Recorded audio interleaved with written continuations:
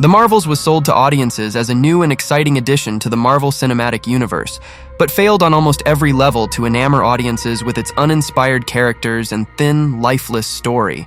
It's a movie that struggles under the weight of a terribly written script, forced character dynamics, weak performances, and a tonal shift that feels more agenda-driven than an organic story meant to entertain its audience. What should have been a thrilling MCU superhero space adventure instead emerged as a lesson in how not to blend ideology with movies and entertainment for Disney Marvel. At its core, the film suffers from a script that seems almost apologetic for its own existence. The story meanders without a clear purpose, stitching together a forced and contrived conflict, followed by a shallow and uninspired third-act resolution. Dialogue, the backbone of any great film, is riddled with exposition and hollow attempts at humor that rarely land. There's no depth to the relationships, no sense of stakes driving the characters forward. Instead of naturally developing a strong narrative between three female superheroes, it feels as though the script merely ticks boxes on a checklist, ensuring that certain themes and messages are inserted at the expense of a coherent and compelling story. It tries too hard to be a female-centric MCU movie at the expense of developing a compelling and entertaining story with likable characters who exist for reasons that are clear and well-defined. The MCU has a number of strong, well-rounded female heroes like Black Widow, Scarlet Witch, and even Jean Grey. But the Marvels comes across as being obsessed with presenting a politically charged version of female empowerment, rather than crafting relatable, dynamic characters the audience will like and care for. Carol Danvers, Kamala Khan, and Monica Rambeau are thrust together in a way that lacks any chemistry. It's a superhero trio made from convenience, out of thin air that lacks purpose, reason, or legitimacy. Their arcs feel less like journeys and more like obligations, their interactions devoid of the nuanced complexity that made earlier Marvel team-ups so compelling. As Captain Marvel, Brie Larson delivers a performance that feels detached and one-dimensional. Larson has proven her acting chops in other films, but her portrayal of Carol Danvers lacks the charisma and vulnerability needed to anchor the story. As Ms. Marvel, Iman Vellani tries to infuse energy and charm into her character, but her efforts are undermined by a script that reduces her to childlike comic relief. Teyonah Parris, as Monica Rambeau, is buried beneath clumsy writing and muddled subplot, with superpowers that are unearned and given to her without consequence, effort, or sacrifice. The writers then try to thrust all three of these characters together to convince the audience that they are a team after a flimsy attempt at giving them a reason to even exist. They try to create an Avengers-style buddy facade with this female trio in the span of minutes, something that developed over a number of movies in Phase 1 and 2. Another significant issue with the Marvels lies in its tone and overarching thematic intentions. The MCU has always appealed to a broad audience, weaving universal themes of heroism, sacrifice, and resilience into its narratives. However, this movie's obsessive emphasis on feminist messaging and woke ideology feels jarring and alienating. It's forced together without having an actual reason for existing.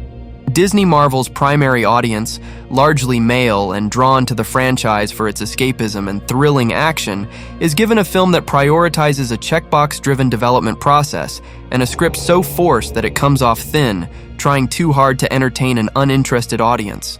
The balance between representation and storytelling is crucial, but the Marvels tips too far, using its storyboard to push an obvious agenda at the expense of delivering the high-stakes adventure fans have come to expect. A female trio of superheroes can be an easy hit with audiences, but the top brass at the MCU had no desire to put in the effort, time, and money to develop it. They believed that they could put their concept of the Marvels together using Lego blocks, but the problem was that it came out feeling like a Lego movie. The feminization of Marvel came full circle in this film, and has been a growing trend that seems increasingly disconnected from its core audience. Strong female characters have long been part of the MCU's appeal, but their strength was born from their individuality, struggle, and triumph, rather than from a collective need to replace or overshadow their male counterparts. In the Marvels, there is a definite feeling of tokenism, a sense that these characters exist, not because they earn their place, but because the narrative demanded their inclusion to make a statement within the MCU. This approach undermines their credibility and dilutes the emotional weight of their stories.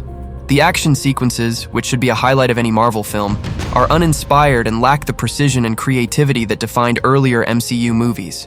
The battles feel weightless, with little sense of danger or urgency. The stakes, already murky due to an unconvincing and poorly defined antagonist and convoluted plot, are further diminished by an over-reliance on CGI and absence of character-driven tension. Action should be an extension of the character's journey, but in the Marvels, it feels like a series of disconnected set pieces designed to fill time. None of the action sequences come across as well thought out, feeling more like the director was inserting action scenes for the sake of inserting action. But perhaps the most glaring issue with the Marvels is the lack of respect for the audience's intelligence and emotional investment in the MCU. Fans have been developing deep connections with Marvel characters and lore for decades, and have become emotionally vested into their stories. The Marvels treats its audience as though they are passive consumers, bombarding them with shallow messages and surface-level storytelling, instead of trusting them to engage with meaningful narratives. Disney Marvel even takes the time to blame the audience for a movie's failure, instead of taking their feedback as valuable and a way to improve future content. The film's attempt to tie its themes to modern social issues is not inherently problematic, as many great films do with grace, but The Marvels lacks the subtlety and finesse to make these connections feel authentic.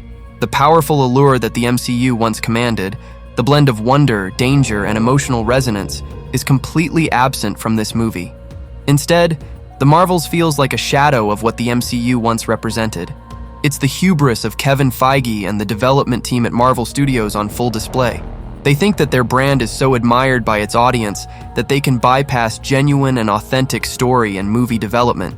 That agenda-driven content can take precedent over storytelling, and audiences will show up to theaters regardless of the movie's actual content. At one time, the MCU was a franchise willing to take risks for the sake of great storytelling, rather than social commentary and political correctness. The absence of compelling villains, gripping conflicts, and a genuine storyline with emotional threads leaves the film feeling hollow. It's a pale imitation of the vibrant and dynamic worlds that Marvel was once able to create, and did so convincingly with a sense of pride. You don't have to look any further than the singing planet of Aladna for clear evidence that the creative ideas at the MCU are completely void of any substantive original thought. With a total budget of $374 million, The Marvels is an utter disaster in every way. It seems impossible that any movie studio could spend over $350 million and achieve so little. It's a crystal clear example of how approaching a movie with an obvious agenda creates nothing but hundreds of millions of dollars in financial and creative losses that only further destroys the well-established fan base of the MCU. Any moments that had potential in The Marvels are overshadowed by the film's massive flaws, its inability to reconcile its ambitions with its execution, and flimsy attempt at developing a female-centric superhero movie. It's a film that reminds us of the delicate art of storytelling, the need for nuance, and the power of authenticity. The making of The Marvels comes with a lesson, a reminder that genuine, authentic, and purpose-driven storytelling should be the basis for any story told to audiences with a clear focus on characters that earn respect and sympathy. It serves as a stark reminder of the dangers of prioritizing ideology over storytelling, of underestimating the intelligence and loyalty of the audience. Marvel has built an empire on the foundations of great storytelling, and it's only by returning to these roots that it can hope to recapture the magic that once defined its universe and characters. We hope you enjoyed our video essay and movie analysis of The Marvels, and invite you back for more movie reviews and pop culture opinion here on Poprageous.